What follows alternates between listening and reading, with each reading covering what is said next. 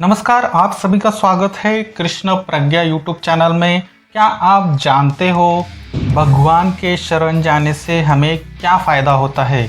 अगर ये आपको जानना है तो आपको भगवद गीता का जो चौथा अध्याय है उसमें से 11 नंबर श्लोक जानना बहुत ही ज़रूरी है। तो चलिए देखते हैं क्या है वो श्लोक। हमारा श्लोक है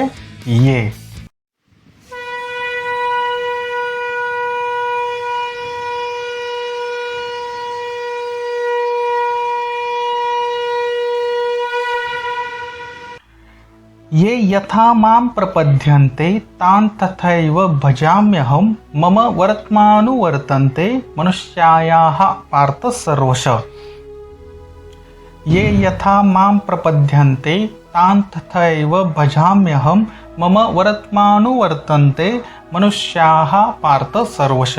श्लोक का संधि विच्छेद और उसका हिंदी अर्थ देखते हैं। श्लोक की पहली लाइन है ये यथा माम प्रपद्यन्ते तान तथैव भजाम्यहम।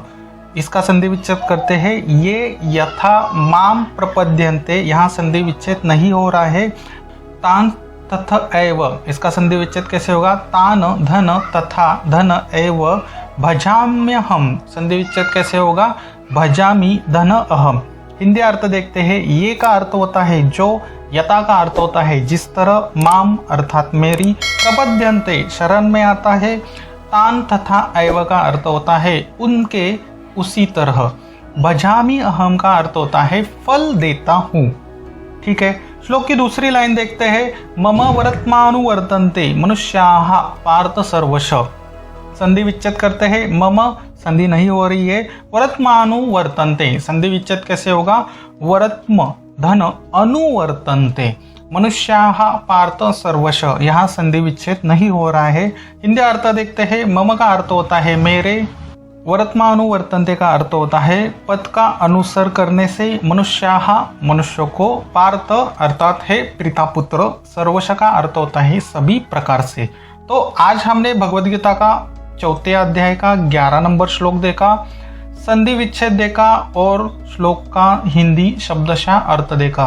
किसी भी संस्कृत श्लोक को सीखना है, समझना है तो संधि विच्छेद और हिंदी अर्थ आना बहुत ही जरूरी है। संस्कृत श्लोक कैसे पढ़े, श्लोक का हिंदी अर्थ क्या है, हम यहाँ पे 2 बार श्लोक बोलेंगे। आप भी पीछे से बोलिए ताकि आपका श्लोक बोलने का सराव अच्छे से हो जाए। य यथा मां प्रपद्यन्ते तान् तथैव भजाम्यहं मम वर्त्मानुवर्तन्ते मनुष्याः पार्थ सर्वश।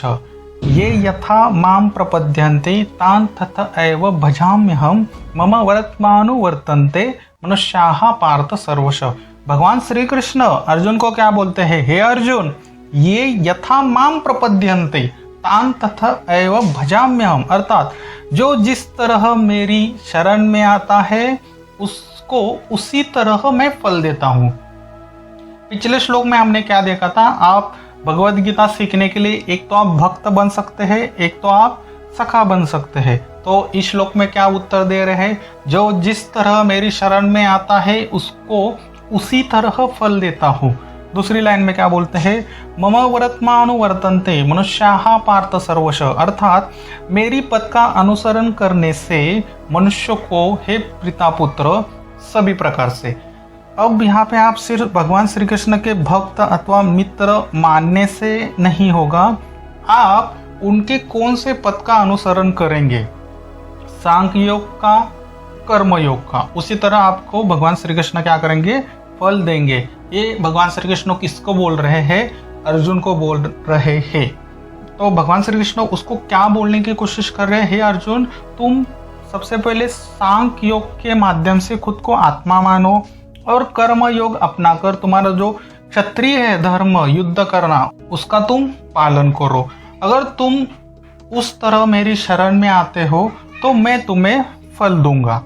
ठीक है, यही है अर्थ इस श्लोक का। चलिए देखते हैं श्लोक कैसे याद रखें विद विजुअलाइजेशन। किसी भी श्लोक को याद रखने के लिए हम लोग विजुअलाइजेशन करते हैं। 5 ज्ञानेंद्रियों का यूज जरूर करना है। कृपया करके आंखें बंद कीजिए, मन की कानों से सुनिए, आंखों से देखिए। 2 लोगों का संवाद है दिव्य, भगवान श्री कृष्ण और अर्जुन का। भगवान श्री कृष्ण ने पहले हमें बताया था कि अगर कोई मुझे भक्त मानता है, अगर कोई मुझे सखा मानता है, तो कर्मयोग और सांख्य योग के दिव्य रहस्य को वो समझ सकता है। अब यहाँ पे भगवान श्री कृष्ण क्या बोलते हैं, जो जिस तरह मेरी शरण में आता है उसी को उसी तरह फल देता हूँ मैं। अगर वो व्यक्ति सांख्य योग कर्म योग का मार्ग का अनुसरण करता है तो मैं निश्चित ही उसको अच्छे फल देता हूँ। मन की आंखों से देखने का प्रयास जरूर कीजिए, कानों से जरूर सुनिए। अगर आपको जीवन में सक्सेस बनना है, सक्सेसफुल बनना है, अपने लक्ष्य को अचीव करना है, अपने गोल्स को सफलतापूर्वक प्राप्त करना है, तो ये श्लोक आपके जीवन में बहुत बड़ा काम करने वाला है। मात्र सांख्य योग, मात्र कर्मयोग अपनाने से आपको जो मन चाहा फल भगवान श्री कृष्ण देने वाले हैं, ये इस श्लोक में बता रहे हैं। कौन बता रहे हैं? भगवान श्री कृष्ण। आशा करता हूँ आपने अच्छे से विजुअलाइजेशन किया होगा। श्लोक बोलता हूँ, पीछे से कनेक्ट करने की कोशिश जरूर करना, बहुत ही महत्वपूर्ण है ये श्लोक। ये यथा मां प्रपद्यन्ते तान् तथैव भजाम्यहं मम वर्त्मानुवर्तन्ते मनुष्याः पार्थ सर्वशः। ये यथा मां प्रपद्यन्ते तान् तथैव भजाम्यहं मम वर्त्मानुवर्तन्ते मनुष्याः पार्थ सर्वशः। अब आप लोग आके खोल सकते हो, जो भी आपने विजुअलाइजेशन किया है वीडियो को पॉज कीजिए 2 मिनट के लिए और जो भी विजुअलाइजेशन किया है उसको पुनः स्मरण कीजिए, क्योंकि ये श्लोक आपको बहुत कुछ देने वाला है मात्र सांख्य योग और कर्मयोग अपनाने से। 2 मिनट वीडियो पॉज के बाद चलिए देखते हैं क्या है इस श्लोक के प्रश्न। एक ही प्रश्न है, इस श्लोक से आपने क्या सीखा? भगवान श्री कृष्ण किसको फल देंगे, क्या करने से फल देंगे? कमेंट्स बॉक्स में कमेंट्स जरूर करना। अगर आपको गोल अचीव करना है, गोल कैसे अचीव करना है? कर्म योग से ही आप गोल अचीव कर सकते हैं।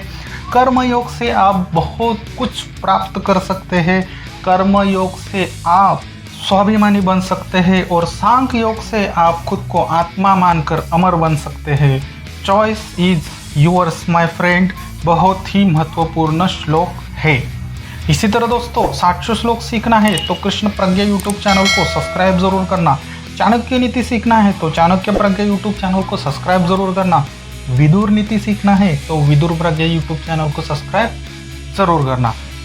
इस श्लोक पर विचार जरूर करें। फिर मिलते हैं अगले श्लोक में, तब तक के लिए हरे कृष्णा।